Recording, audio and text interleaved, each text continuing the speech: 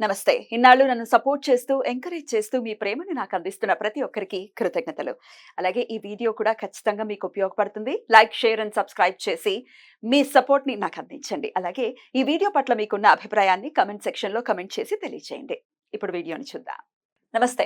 Welcome to our channel. నేను పద్మిని. ప్రస్తుతం మనతో పాటు ప్రముఖ ఆధ్యాత్మికవేత్త, వాస్తు జ్యోతిష పండితులు, న్యూమరాలజిస్ట్ శేషగిరిరావు గారు ఉన్నారు. మాట్లాడదాం. నమస్కారం అండి. నమస్తే అండి. బాగున్నారండి? రాసుల వారిగా ఏ రాశి వాళ్ళు వాళ్ళ వాళ్ళ ఇళ్లల్లో ఏ దిక్కున జాగ్రత్తగా ఉండాలి అనేది, ఎంత నీట్‌గా ఆ దిక్కుని ఉంచుకోవాలి, లేకపోతే ఈ దిక్కు జోలికి వెళ్ళొద్దు అనేది కూడా చాలా బ్యూటిఫుల్‌గా ఎక్స్‌ప్లెయిన్ చేస్తూ ఉన్నారు. కాబట్టి మకర రాశి వారు మరి మీరు ఏ దిక్కుని చాలా జాగ్రత్తగా డీల్ చేయాల్సి ఉంటుందండి? అవును. ఇదేందుకంటే మనం ప్రతి రాశి గురించి కూడా ఆ రాశి తీసుకోవాల్సిన జాగ్రత్తలను మరి మనం చెప్పడానికి ప్రయత్నిస్తున్నాం. సరే, ఆచరించే వాళ్ళు ఎంతో కొంత దాంట్లో ఉండే ఫెచ్చింగ్ ఏంటనేది కొంతవరకు అర్థం చేసుకుంటారు. సో, ఈలో మనం చూసినప్పుడు ఏంటంటే ఇక్కడ మకర రాశి వారికి వచ్చేప్పటికి ఏంటంటే వీళ్ళకి చాలా జాగ్రత్తగా ఉండవలసింది ఉత్తరము, పడమర. ఓహ్! సో, సరే, ఉత్తరంలో మనం ఎలాంటి ఎక్కువగా బరువులు అనేది పెట్టమనుకోండి. కానీ పడమర కూడా వీళ్ళు సాధ్యమైనంత వరకు కూడా బరువులు జోలికి ఎక్కువ వెళ్ళకూడదు. వీళ్ళు ఇదే పడమరను వాడుకోవాలనుకున్నప్పుడు పడమర వాయువ్యాన్ని వాడుకోవచ్చు, లేదా పడమర నైరుతిని వాడుకోవచ్చు.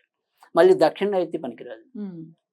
దక్షిణ నైరుతి ఎందుకు పనికిరాదు అంటే గనక వీళ్ళకి దక్షిణం అనేది లాభస్థానం అవుతుంది. సో, తర్వాత రెండోది వచ్చేప్పటికి ఈ దక్షిణ నైరుతి కలిసినప్పుడు నైరుతి వచ్చేప్పటికి ఇక్కడ మనకి రాహుకి సంబంధించింది అవుతుంది. సో, వాళ్ళిద్దరిని మూవ్ చేసినప్పుడు ఏంటవుతుందంటే మనకి ఆర్థికంగా రావాల్సిన లాభాలు ఏవైతే ఉంటాయో అవి కరెక్ట్‌గా రాలేకపోవటం అనేది ఉంటుంది. సో, ముఖ్యంగా ఈ మకర, కుంభ రాశి వాళ్ళు ఎవరైతే ఉంటారో వీళ్ళిద్దరూ కూడా శని యొక్క ఆధిపత్యంలో పుట్టడం అనేది ఉంటుంది. కనుక జీవితంలో కొంత అర్ధభాగం దాకా కొంత కష్టాలు వీళ్ళు ఎక్కువగా ఎదుర్కొనే జీవితంలో ముందుకు రావటం అనేది ఉంటుంది. సో, చిన్న చిన్న వాటిల్లో అయినా సరే కొంత ప్రతికూలత ఎక్కువ ఏర్పడటం, ఏవో రకమైన ఇబ్బందులు ఏర్పడటం అనేది ఉంటుంది. కాకపోతే ఇక్కడ మనకేంటంటే ఈ మకర రాశిలో 2 రకాల గుణాల వాళ్ళు ఉంటారు. కుంభరాశిలో కొంతవరకు బెటర్ ఉంటారు. అంటే ఈ మకర రాశిలో ఏ రకంగా 2 రకాల వాళ్ళు ఉంటారు అంటే కనుక, అంటే ఒకవేళ న్యాయంగా కట్టుబడి సంపాదించే వాళ్ళు దీంట్లోనే ఉంటారు. అవినీతికి ప్రోద్బలిస్తూ సంపాదించే వాళ్ళు 2 రకాలు 2 ఉంటాయి మకర రాశి. అందుకే వీళ్ళు మకర రాశి వాళ్ళని ఏమంటారు అంటే కనుక అందితే జుట్టు, అందకపోతే కాళ్ళు అని. అంటే వీళ్ళని నయాన భయాన బుజ్జగించి చెప్పి చేయించుకోవడం వీళ్ళకి చేతవుతుంది. లేదంటే ఎదురు తిరిగి 2 ముట్టైనా సాధించుకోవడం అనేది సాధ్యం. మకరం అంటే మొండి పట్టుదల కదా. సో, అందుకని ఒకసారి వాళ్ళు ఏదైనా సరే అది న్యాయమైనా లేదా నష్టమైనా లేదా ధర్మమైనా అధర్మమైనా పోరాటం మటుకు ఆగదు. ఇక మరీ అది ఓప్లెస్ అంటే వదిలేస్తారు తప్ప సాధ్యమైనంత వరకు అంతిమం దాకా పోరాడడానికే చూడటం అనేది ఉంటుంది. అందుకే వీళ్ళు ఈ మకర కుంభాలు ఇద్దరికి కూడా కొద్దిగా మొండి పట్టుదల అనేది చాలా ఎక్కువ ఉండటం అనేది ఉంటుంది. అయితే ఇక్కడ ఇందాక చెప్పినట్టు ఏంటంటే కుంభరాశులు ఒక పిసరు కొద్దిగా పాజిటివ్ ఉండొచ్చు, వీళ్ళు ఒక్కోసారి నెగిటివ్ ఉండొచ్చు. కానీ ఏదైనప్పటికీ కూడా ఇద్దరికి కూడా బాగా ఉపయోగం అనేది పడమరని జాగ్రత్తగా చూసుకోవాలి. ఈ పడమరని కనుక జాగ్రత్తగా చూసుకోకపోతే ముఖ్యంగా మకర రాశి వాళ్ళకి ఏమవుతుందంటే కనుక జీవితంలో తప్పటడుగులు వేసే ప్రమాదం అయితే ఎక్కువగా ఉంటుంది. సో, ముఖ్యంగా టీనేజ్‌గా ఉండే అమ్మాయిలు అవ్వచ్చు, అబ్బాయిలు అవ్వచ్చు, వాళ్ళు తప్పుదారి పట్టే అవకాశాలు అయితే ఉంటాయి. సో, ఒక్కోసారి ఏదైనా సరే వ్యసనాలు, డ్రగ్స్ అనుకోండి, ఇలాంటివి ఏమైనా కూడా వీళ్ళకి రావడానికి అవకాశం ఉంటుంది. కనుక మకర రాశి అనేది చాలా జాగ్రత్తగా ఉండవలసిన రాశి. కనుక అక్కడ శనిని ఎంత గౌరవిస్తే అంత మంచిది. సో, అవకాశం ఉంటే కనుక ఈ పడమరలో వాళ్ళ ఇంట్లో ఏదైనా సరే ఒక లోహపు అలంకార వస్తువు ఏదైనా కూడా పెట్టుకోవడం అనేది మంచిది. అదే మనం ఏదైనా సరే హిందూ దేవుళ్ళుగా తీసుకుంటే కనుక ఖచ్చితంగా ఈ పడమరలో ఆంజనేయ స్వామి, ఇది పడమరలో ఆంజనేయ స్వామి ఉండాలి, తూర్పుకి ఆయన మొహం ఉండాలి. అలా మళ్ళీ పర్వతాలు ఎత్తే ఉంటాయి చూడండి, అలాంటి బొమ్మలు వద్దు. సంజీవని పర్వతాన్ని తీసుకొచ్చేటటువంటి అలా డైరెక్ట్ ఫేస్ ఉండాలి ఆంజనేయ స్వామి. అది నించున్నదైనా పర్వాలేదు, కూర్చున్నదైనా పర్వాలేదు, ఫేస్ మటుకు ఖచ్చితంగా డైరెక్టే ఉండాలి. సో, అది తప్పకుండా పడమరలో పెట్టుకుంటే కనుక వీళ్ళకుండే కొంతవరకు ఒడిదుడుకులు ఏవైతే ఉంటాయో దాన్ని తగ్గించుకోవడానికి అయితే అవకాశం ఉంటుంది. తర్వాత రెండోది వచ్చేప్పటికి ఉత్తరం అనేది పూర్తిగా అదృష్టానికి సంబంధించింది. కనుక ఈ ఉత్తరాన్ని కూడా వీళ్ళు జాగ్రత్తగా చూసుకోవాలి. కానీ ఇక్కడ మనం అందరిలాగా చెప్పుకుని ఏదైతే తూర్పు, తర్వాత ఈశాన్యం, ఈ 2 వీళ్ళకి అంత మంచి దిక్కులు అయితే కాదు. అయ్యో. సో, అందుకని నేను సాధారణంగా ఎవరైతే మకర రాశి వాళ్ళు ఉంటారో చాలా మంది అందరిలాగా మీరు తూర్పు ఫేసింగ్ మనం ఎక్కువగా ఎవరైనా అంతేగా ఈస్ట్ కానీ నార్త్ కానీ మనం ఎక్కువగా ఎంచుకుంటూ ఉంటాం. కానీ అలా కాకుండా నార్త్ అయితే ఓకే ఎంచుకోవచ్చు వీళ్ళు. కానీ ఈస్ట్ జోలికి సాధ్యమైనంత వరకు కూడా వెళ్లకుండా ఉండటం అనేది చాలా అవసరం. ఎందుకంటే లేదంటే అనారోగ్యాల బారిన పడటం, తర్వాత నాన్నగారు నుంచి మనకు రావాల్సిన ఆస్తిపాస్తులు ఏవైతే ఉంటాయో అవి గొడవలు పడటం. అందుకని ఇక్కడ ఈశాన్యం కూడా ఎందుకన్నామంటే కనుక ఈ మకర రాశి వాళ్ళకి ఏమైతే ఉంటుందో ఈ సంబంధ బాంధవ్యాలు కొద్దిగా దీర్ఘకాలం సాగే అవకాశాలు తక్కువ ఉంటాయి. అంటే ఎవరితో అయినా సరే కొన్నాళ్ళే ఆ మంచి అనేది ఉంటుంది కానీ వాళ్ళకి వీళ్ళైనా శత్రువు అవుతారు, వీరు వాళ్ళకైనా శత్రువు అవుతారు.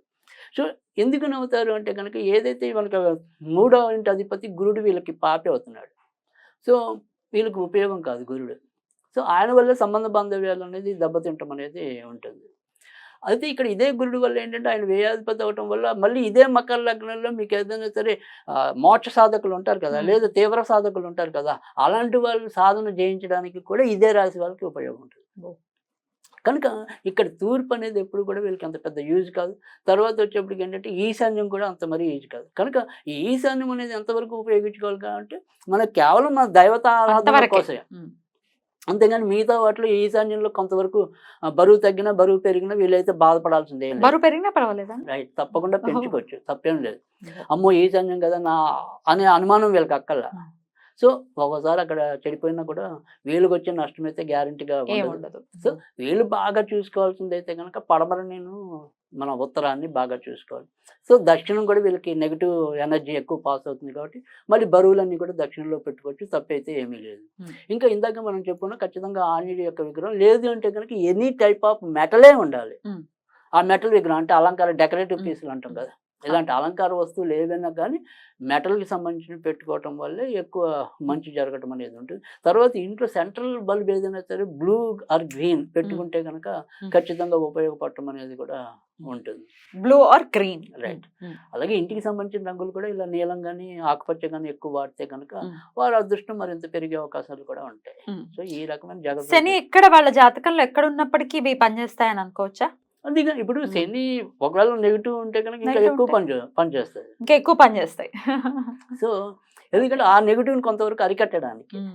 సో అందుకని ఖచ్చితంగా మనకి అంటే ఆ వ్యక్తిగత జాతకాలు చూసినప్పుడు కూడా మనం ఇంకొద్దిగా బాగా చెప్పగలగడానికి అవకాశం కూడా అక్కడే ఉంటుంది. అంటే ఇప్పుడు బాగా కీడు చేసే ఏదైతే ఒక గ్రహం ఉంటుందో ఆ కీడు చేసే గ్రహానికి సంబంధించిన దిక్కు ఏదైతే ఉంటుందో ఆ దిక్కుని మనం కొద్దిగా పాడు చేసినా తప్పేం లేదు. సో మనకి ఖచ్చితంగా లాభాలు చేసే దిక్కు ఏదైతే ఉంటుందో ఆ లాభాలు చేసేది కూడా జాగ్రత్త పడాలి. అందుకని ఆటోమేటిక్గా కొన్ని మనం ఏదైనా సరే ఒక అడ్వైజ్ ఇచ్చినప్పుడు సపోజ్ నాకు కంటి ఈ మధ్య చీడికి మడికి కంటితో ఇబ్బంది పడుతున్నాను అన్నాను అనుకోండి, ఓకే ఇక్కడ వాడి జాతకంతో పాటు వాళ్ళు పొరపాటున తూర్పులో ఏమైనా తప్పులు చేశారు, వాళ్ళకి తూర్పు ఉపయోగం ఉంది, తూర్పులో తప్పు చేసినప్పుడు ఒకసారి కంటి వ్యాధులు వస్తాయి, గుండె వ్యాధులు వస్తాయి, అవన్నీ కూడా ఉంటాయి. ఇంత వాస్తు ఇంత ఇంపాక్ట్ చూపిస్తుంది. అంటే ఇక్కడ ఎప్పుడు కూడా నేను చెప్పేది అదే, వాస్తు ఇంపార్టెంట్ అనేది ఎలా ఉంటుందంటే అది ఎప్పుడైనా సరే మన ముందు మన యొక్క జాతకంతోనే అది ముడిపడి ఉంటుందని నేను మొదటి నుంచి వాదిస్తున్నాను. సో దశ లేకుండా దిశ లేదు అని చెప్పి. సో అందుకని సాధనకి ఇప్పుడు మనకి జాతకం కలిసి రాదనుకోండి, ఆ జాతకం కలిసి రాని దిక్కులుగా మనం ఆటోమేటిక్గా వెళ్ళిపోతాం ఇబ్బంది పడ్డానికి. సో దాన్ని ఎలా అరికట్టి దశ దిశ రెండు ఇంటర్లింక్ రేట్ తప్పకుండా ఉంటుంది. అది లేదు అని మటుకు పూర్తిగా అనడానికి లేదు. బట్ కానీ బేస్ అయితే ఎప్పుడైనా ఇదే. అన్ని సంగీతాలకి శాస్త్రీయ సంగీతం ఎలా ఆధారమో సో అన్ని యొక్క శాఖలకి అంటే సంఖ్యాశాస్త్రం అనుకోండి, కలర్ థెరపీ అంటాం మనం. సో రంగులు బట్టి కూడా కొన్ని రుగ్మతల్ని రూపుమాపచ్చు. సో వీటన్నిటి వెనుక ఏదైనా సరే ఉండే జ్ఞానం ఏదైనా ఉంటే, వేదాంత జ్ఞానం ఏదైనా ఉంటే, వేదాంతంలో ఒక భాగం ఏదైనా ఉంటే అది జ్యోతిషం. కుంభరాశి గురించి మాట్లాడుకుందాం. నమస్కారం అండి.